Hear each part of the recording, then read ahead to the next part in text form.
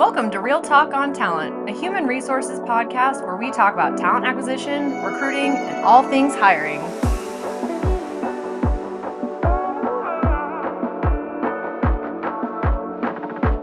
Hi, Dina. Hi, Hilary. Welcome to the podcast. Oh, thank you. Thrilled to be back. What are we talking about today? We're going to talk about data today. Man, data. Exciting. Way too excited about data. Although, to be fair, in the last podcast, it was kind of the Hilary show because I just yammered on about marketing. Well, I mean, that is kind of your area of expertise. It's literally my career. Yeah. Today's going to be your show. Aw. It's going to be the Dina show today. Dina, the data something or another. Diva. There we go. Ooh, Dina, the data diva. Yes, I love alliteration. It also matches your initials, It too. really does. Honestly, we nailed that one. Perfect. All right, Perfect. so we're going to talk about data. Okay. Before we jump into data, can we set a little bit of framework for the discussion? I think we can. So I think it's fair to anyone who's listening to this where data is so complex as a topic. Mm-hmm. And what we're going to talk about today is first, you have 5 or 6 kind of key data pillars or breakdowns. Yeah. Right. So we're going to focus in on that. But first, I kind of want to just set the groundwork and say, when we talk about data and reporting, it seems so obvious to be like, yeah, it's important. But can you just pretend you're talking to a client and tell me like the most essential thing I need to know about data? Yeah. So any strategic talent acquisition leader is going to make data-driven decisions. And if you want to move your organization forward in the world of talent, you need to leverage the data you have to identify opportunities, to improve, to identify gaps, and to get yourself at a higher position within the organization. And when I say higher position, to put more visibility on the work that you're doing. Data is a universal language, and data is often the language of executives. So we all know that HR isn't always included in the boardroom. It's not always included in leadership. One way to get there is by really making data-driven decisions and looking at the information you have available and telling the story around that. I love that. I'd also say, kind of to pile on to that, is saying using data to be able to connect your work to other divisions. Absolutely. And the other goals of your business, not just your business goals at large, but saying, how is recruiting or talent acquisition or HR relevant to what a CFO cares about? 100%. And you can't I shouldn't say you can't do that through storytelling, but it's really going to be the numbers that make that difference. Correct. Absolutely. And do TA leaders struggle with that? So I think that it's going to depend on where they are within their life cycle, the sophistication of the function itself, what tools and resources they have. Okay. So in an ideal world, you have kind of your source of truth for all of your data. Yep. Which we talked about was it last time? No, 2 times ago. Technology. Technology. Yep. So ideally, your ATS should tell you most of the information that you need from a data perspective. Yep. Sometimes, you're looking at a few different systems to paint the whole picture. But it's a really good idea to have one centralized system to help you, to really be your source of truth and help you to understand this is where the information is and this is where I need to go. Yes. And one thing I really am passionate about when it comes to one source of truth is that data can be spliced so many different ways. So you can find a dozen stories from one data set. And if you want to track, make those data-driven decisions, you have to track the same thing over and over again. And so you have to be consistent in where you get the data, the parameters of your reporting, and how that plays into it. Yes. Okay. Absolutely. Okay. I feel like it's a good kind of why you should care synopsis. I think it's perfect. So thinking about, let's, in this, stepping into the 5 types of data that we want to talk about today. I shouldn't say 5 types of data. So I think there's 6 because I've decided to add one. We're going to say that there's 6. The Deloitte maturity cycle all over again. Yes, yeah. But what do we want to call them? Because they're not data sets, but it's types of report or data that's important to a TA leader. I'm gonna dumb it down. Please and I'm gonna say that there's 5 buckets of data or 6 buckets of data. Can we use the term bucket? Whatever you want. Sure. For simplicity purpose, we're gonna call them buckets today. Reports. Sure. Reporting types? Sure. Okay. We're gonna you were the math person. I was an English minor in college, and so I really very much care about I see. the words we use. I see. All right. You can upgrade buckets. To what? Whatever you'd like. I'm gonna stick with buckets for now. Okay. So you have your ATS. Let's say it's your source of truth, and you have all of these pieces of data. What do you do? Yeah. So if you're currently not using any reporting, anything like that, the first bucket that we'll talk about today is kind of the essential data points. Okay. And this is what I like to think of as your job numbers. Okay. And so this is, if you were to have a recruitment dashboard that says, this is where we are today, this is what it would include. So this is your current number of open positions, your vacancy rate, your recs per recruiter, the average age of your open jobs. So these are all things that are relevant to simply like at the job level of your world. Correct. Okay. Yeah, it's really kind of the baseline data. Okay. So this is the baseline that you're able to, that you should be looking at on a week by week basis. Okay. So can I ask you this? Because it's like, okay, number of open recs. Yeah. If you're using an ATS, why would you not already have that number? Yeah. So think of reporting out. Oh, so okay. you do have that number, Yeah. but if you're reporting out information to the executive team, to whomever it is, you're going to want them to know that, hey, our recs have increased by 20%. This means that I need to add additional headcount. Yeah. Okay. So that's why I like to, it's kind of, that's the information that you're reporting out. And that makes sense that would kind of be the first bucket because your entire job as a talent acquisition team is to fill positions. Correct. Which are indicated by open recs. Okay. Exactly. Love that. Yep. There we go. Anything else we need to talk about for job recs? So, I mean, I think that one's pretty straightforward. Great. It's the fundamental foundational information. Okay. Good. It seems like actually I do have a question on that. It seems like there would be some pretty strong intersection with like operational teams, like the hiring manager side. Is that fair, or are we thinking just in the TA kind of process? So how would you approach that intersection? So I think there are a couple different places to approach that intersection, but I don't think it's in this first bucket. All right. Yeah. Well, then let's keep that. Let's put a pin in that. We're going to put a pin in it. Okay, good. Bucket two. Bucket two. So bucket two, recruiter performance metrics. Okay. So at Hueman, we do a very good job at looking at our recruiter performance on a week over week basis. And you are able to love roll our recruiter that up. scorecards. Yes, we do. And then you can roll that up to get an aggregate of divisional, functional performance, whatever it is. So these are things like how many submissions did you have this week? How many interviews did you have this week? How many hires? How many candidates did you source, etc. So these are really data points that tell us how effective is our recruitment team being. Okay. So I like it for that. And so then when you pair it up with the first bucket of the jobs, you say jobs is almost like the goal, like how many jobs are open, how many, like, right? That's kind of the vision of what needs to get done. And then the recruiter metrics are, what does our day-to-day look like? What does our day-to-day look like, and what is our progress towards filling those jobs? And then how do you, like in your time when you were on the RPO side and helping manage, operational teams, how did you use those recruiter performance metrics to make things better or identify a problem? Like, can you give us a little more detail about what a TA leader may want to use recruiter performance metrics to fix or to identify? Yeah. So first, I think it's a great opportunity to benchmark. To understand, like recruiter to recruiter benchmark? to recruiter. Okay. And then also to understand what capacity is appropriate for a recruiter.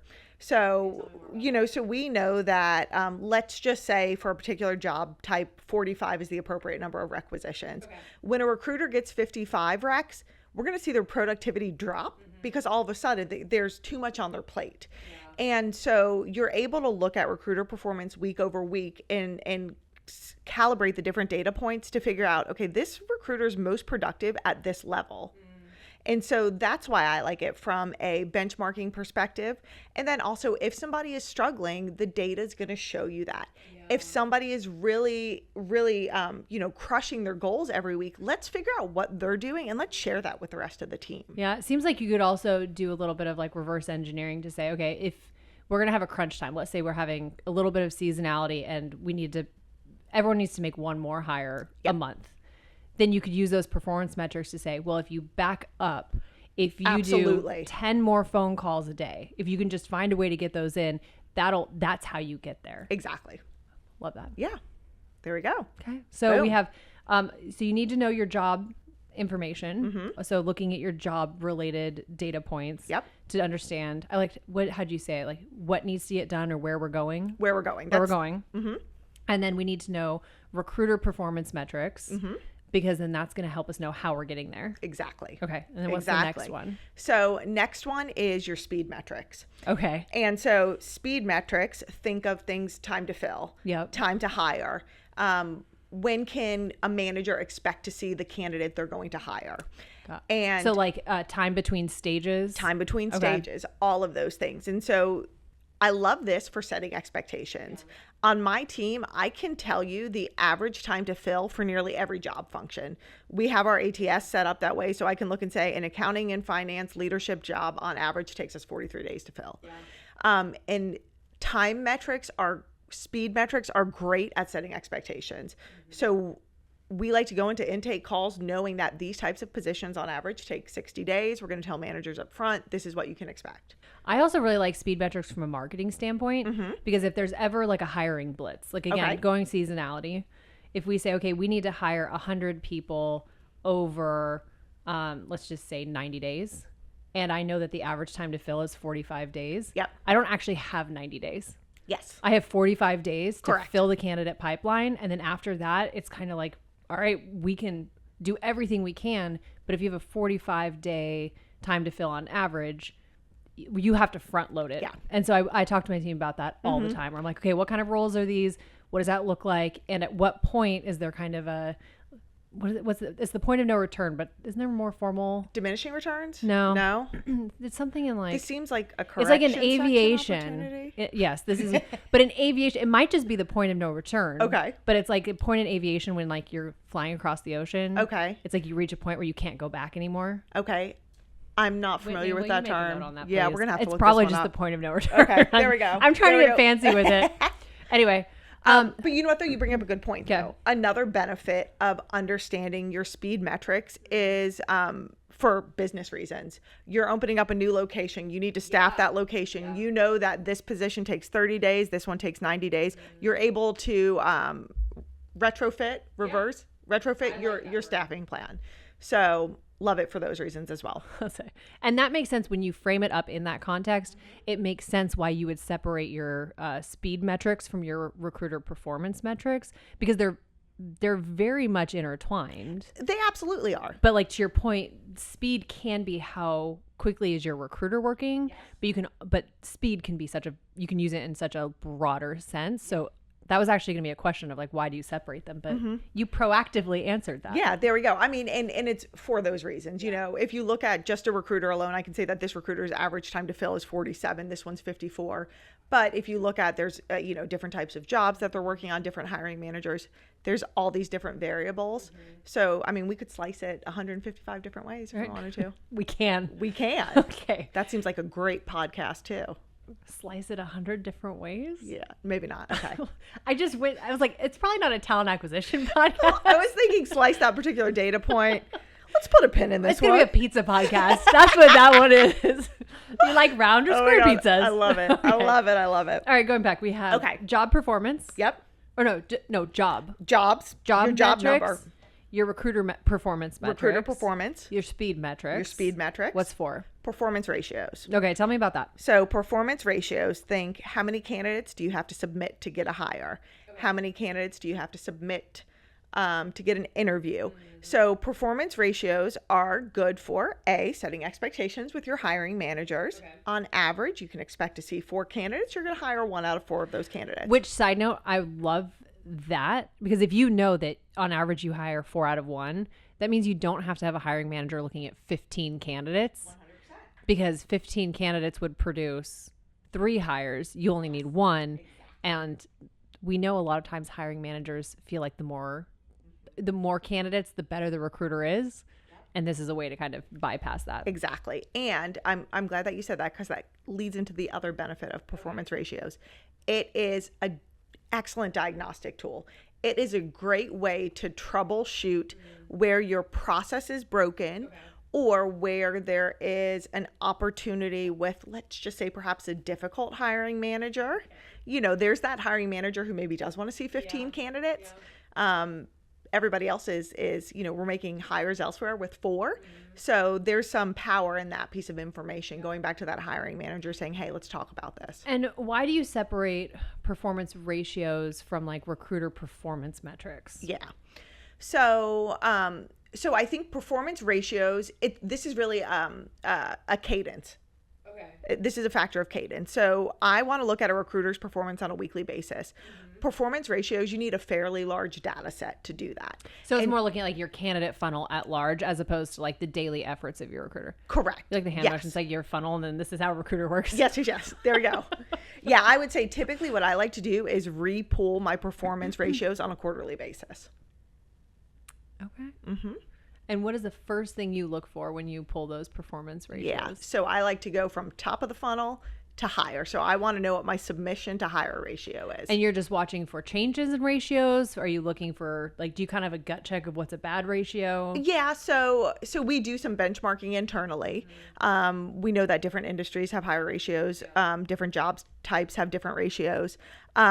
We have what we would like. We would like a 4-to-1 ratio. That would be kind of be our gold standard.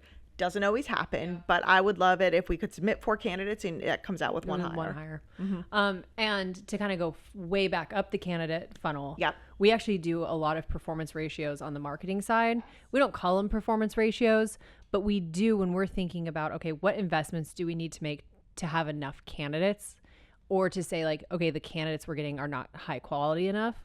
We do the same thing in thinking about those advertising like ratios, but we'll also do some splicing out of saying when we think about the total candidate pool and we're thinking about what marketing should influence versus a recruiter, like what should be sourced, what should be organic, what should be sponsored. That's another variation of it that we'll look at and think about those ratios and how they're going to ultimately break down into the recruiter like life cycle. Yeah, no, love it. Candidate life cycle, recruiter efforts for the candidate experience. Boom.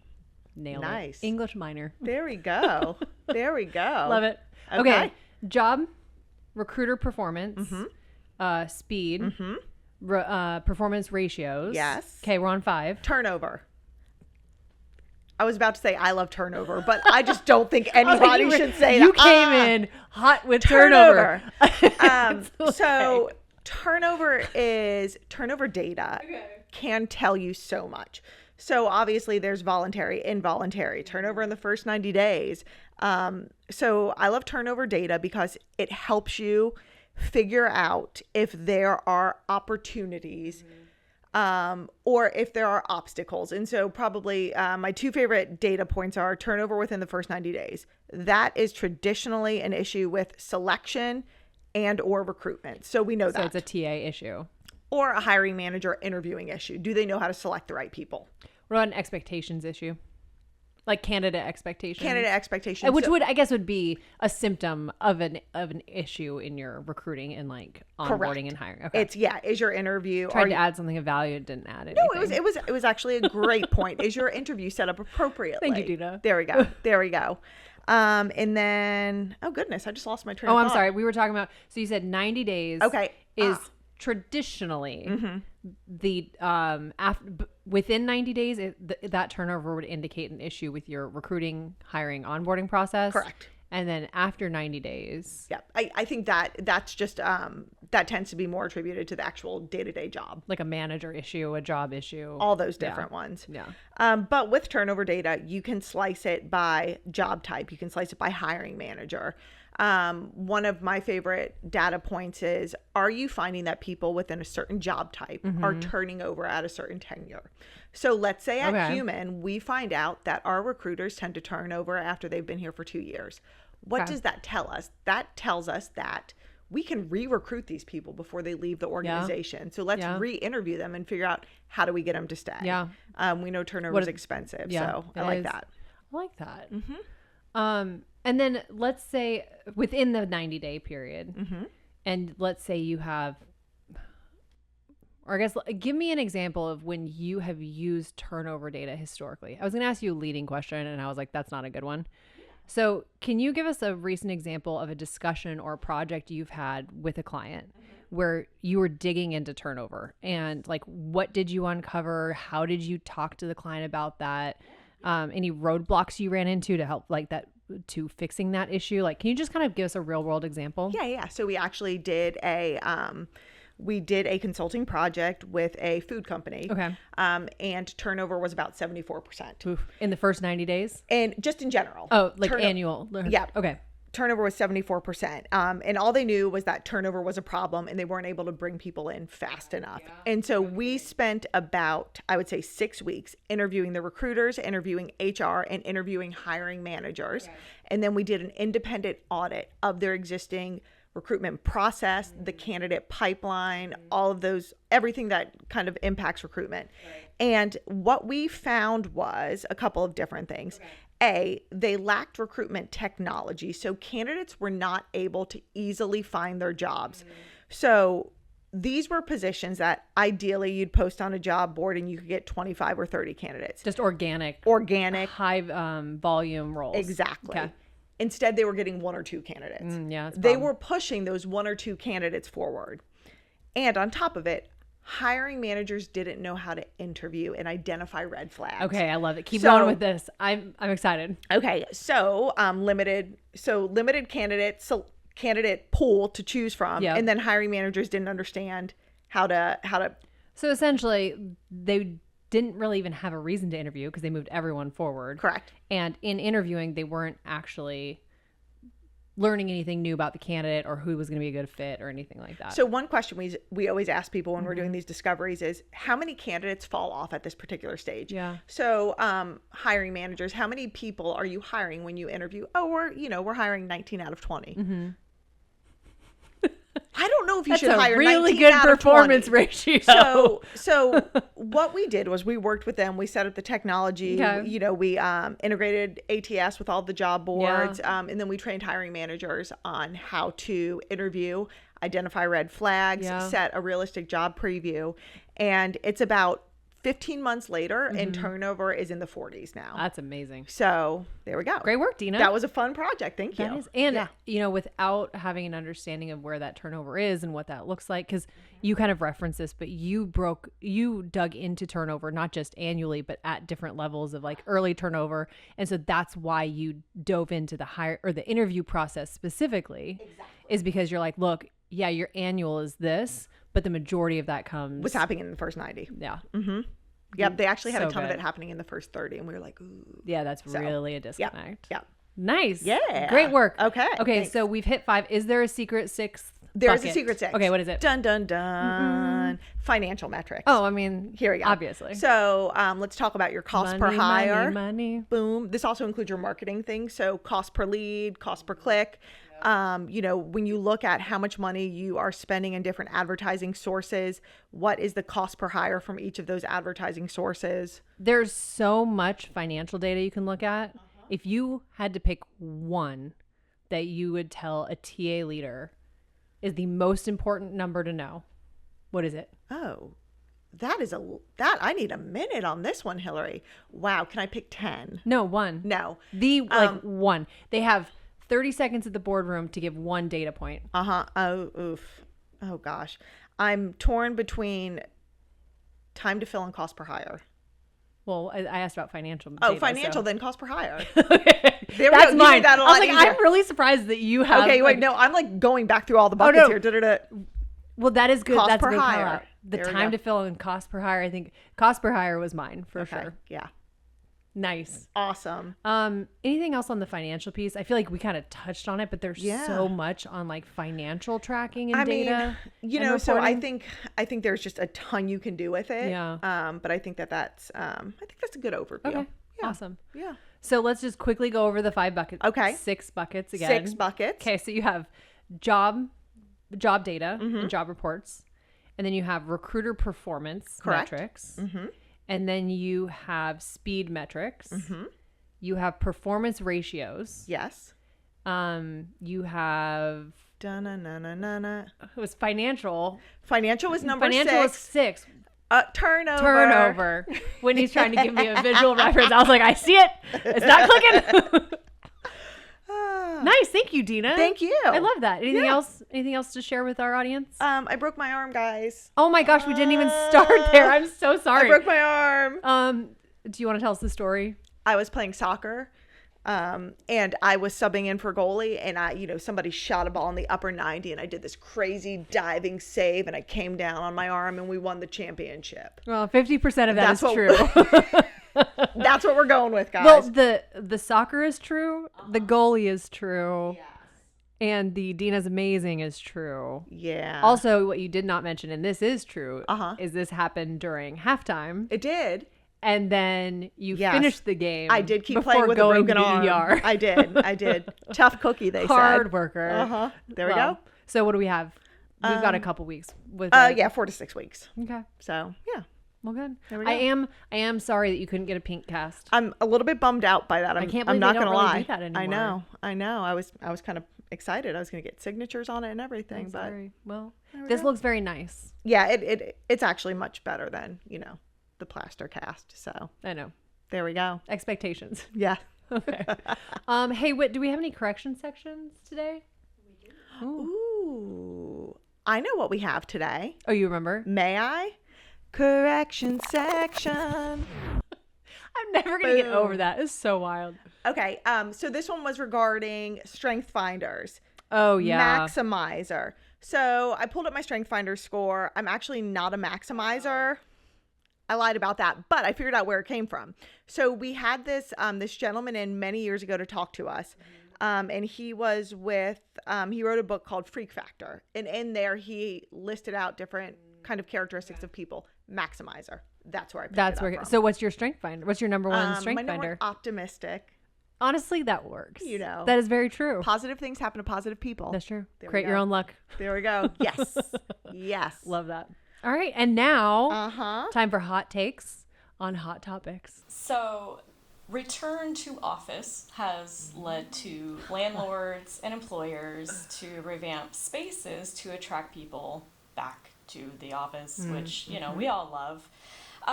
But the way they've been doing this isn't just with fancy coffee machines. They've now been implementing golf simulators.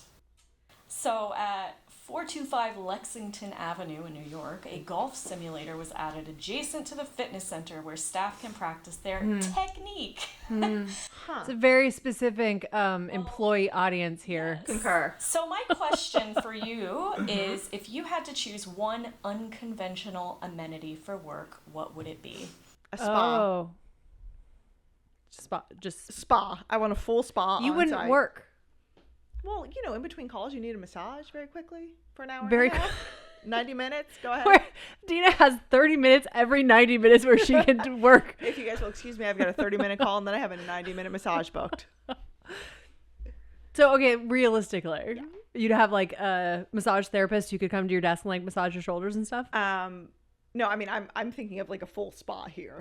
Like it would be. So this is not realistic. So, well, let me tell you this. It is like there are often times I'm going to a conference or something and I'm like, oh gosh, I need to get a manicure and pedicure before I go, whatever it is. It would be great if there were some type of amenities on site. And you could see if you were in a large, if you were in a city, in a big building, Yeah. Wishful thinking. No, that's a great idea. I was just trying to follow. Because honestly, I'm picturing your calendar where it's like 9 to 9:30 phone call, 9:30 to 11 out of pocket. Yeah. And then like recurring throughout the day.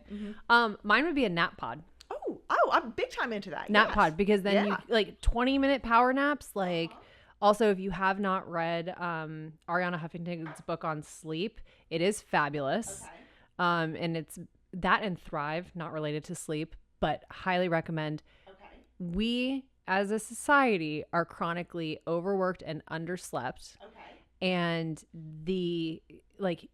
if you can get enough sleep, there are so many studies that show how much more productive we are. Oh, yeah. So being able to say like 2:30 in the afternoon, you have your slump, instead of going and like jittering out on coffee, if you take your 20-minute power nap, you come back. I'm so into it. I love pods. Naps. Yeah. Also, like if you had a like nap room with like meditation, so if you just needed like a moment to just go sit in the dark and just like have it be silent and like Zen music playing. I like that. That's my I don't know. like that. That's my. I mean, in reality, we could sleep under our desk now. That's not a bad idea if I bring like blackout curtains and like put them around my desk Boom, and I'm then out. just like crawl underneath. I'm out. Get a dog bed underneath. I may have done that when I had a headache during lunch before. I'm not. See, but here's my point is saying there's nothing wrong with that. No, there's really not. But you had to crawl under your desk. Whereas if you had a dedicated space and you could have was it many wake years you ago. up. Yeah, clearly not recently. Okay. I look great. Yeah. Actually, Whitney, what's yours? Craft beer on tap in the cafeteria. Sounds Not a good. bad So one. you get your massage, Uh-huh. get your craft beer, take your your nap. Boom. This is why we're not in charge of making No, we're decisions not. on offices. We're not. Sounds like a golden trio to me. Yes. Maybe they should put us in charge. There we go. All right. Dina, Hey, thank you very much. always a pleasure. All right. Yeah. Oh, next time. Next time. We don't. Oh, surprise topic. Next topic. Surprise Next time. topic. Yes, yes. Gift All wrapped right. with a bow. Yes. Okay. For your birthday. There we go. All right. All right. Bye, everyone. Yeah, she turned out to be a little crazy. Yeah, she did. She did. It's a shame. Well, so did Alicia Silverstone. She did. Was she Yeah. the one who said, "I never want my child to hear the word no"? That Honestly, may have been Alanis Morissette. Well, that's Yeah. ironic. Ah, don't you think? But really good. Really good. Oh, that's what we needed to wake up. That outtake needs to make it someplace. Oh, we'll just put that in there.